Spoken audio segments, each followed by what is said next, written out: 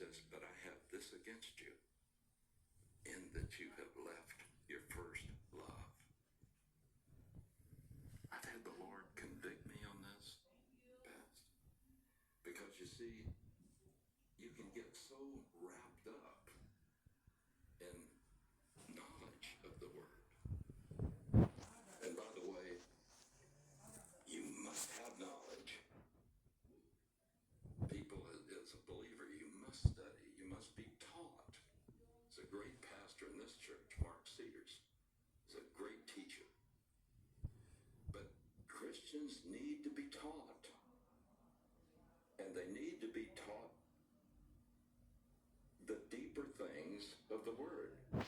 Not just a couple of jokes, 3 points, and a poem, and a close. The average sermon.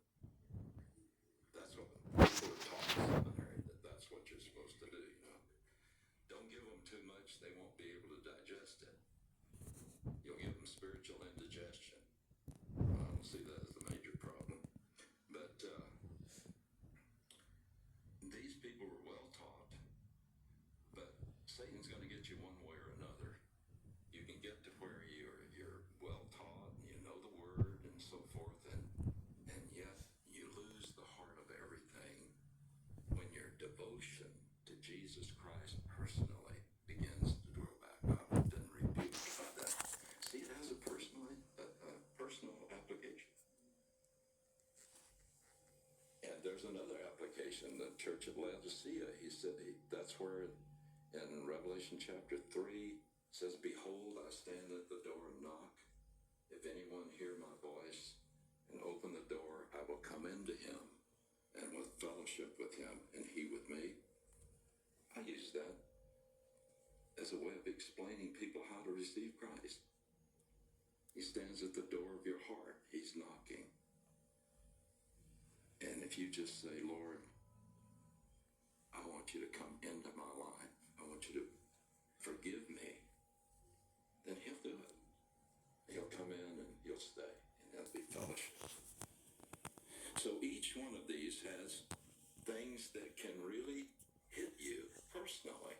So that's the second application. All right. Then there is the third application. And this is an application particularly important to those who are pastors. Pastors can study these various things that Jesus analyzed with these 7 churches, and they can analyze the problems in their own church and apply the solutions that Christ gives to correct them. So they're very powerful. The fourth application is something that, frankly, was not really known until maybe a couple of hundred years ago when we could look back over church history. But that's part and parcel of what the Bible teaches about prophecy. It says that prophecy would be sealed until the time of the end.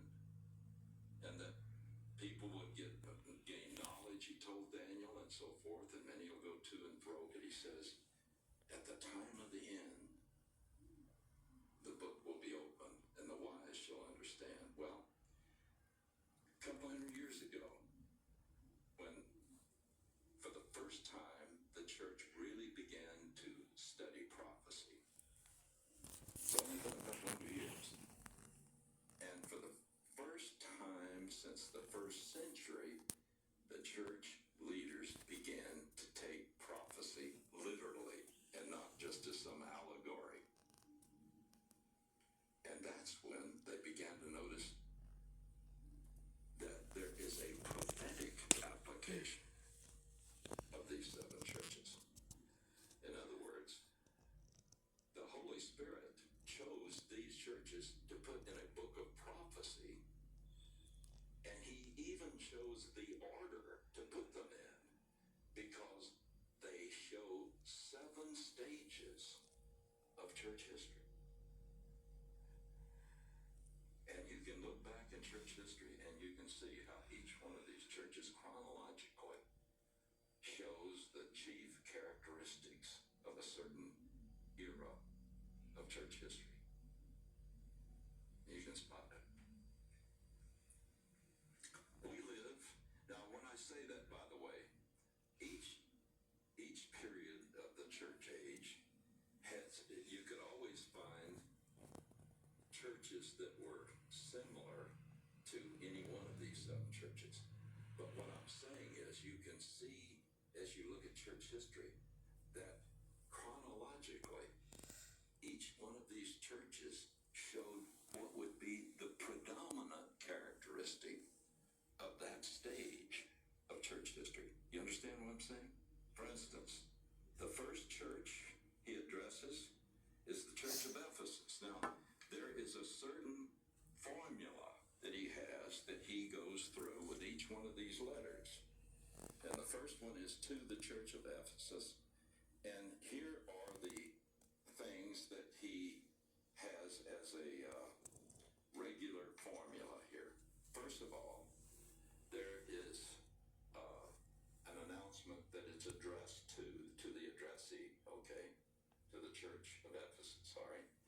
Then there is Jesus himself reveals certain attributes about himself, about his person.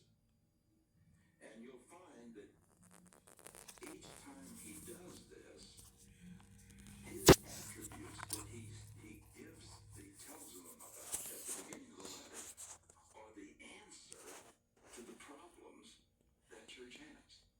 That's a wonderful lesson because it shows Jesus himself is the answer to everything. If you understand his person, his attributes, you can figure out the answer to everything. And so he reveals certain things about himself that if they believe them, they will help them overcome problems. So there's that second part of this formula, which is he gives them the applicable attributes. Then there is a commendation. And that's wonderful because God, God is so gracious. If he's going to discipline us, he will always start out with something that he can commend us about. And so that's the next part of this letter to each one of the churches. He commends them for what they're doing right. It's terrible to always be told what you're doing wrong, but never be told what you're doing right. Parents, remember that when you're talking to children. Wives, remember that when you're talking to your husbands. And husbands, remember that when you're talking to your wives.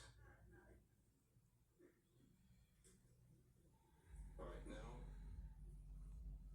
it's interesting that in this part, that the commendation, everyone gets a commendation, but Thyatira, the church of Thyatira, does not get one good thing said about it. Now you see that. Don't worry about it, you'll see it. Then Jesus gives an analysis of the church.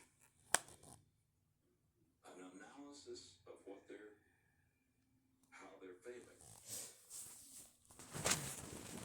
And then he gives a rebuke to the faith. All right. It's interesting that every church gets a rebuke except two. The church of Smyrna does not get any rebuke.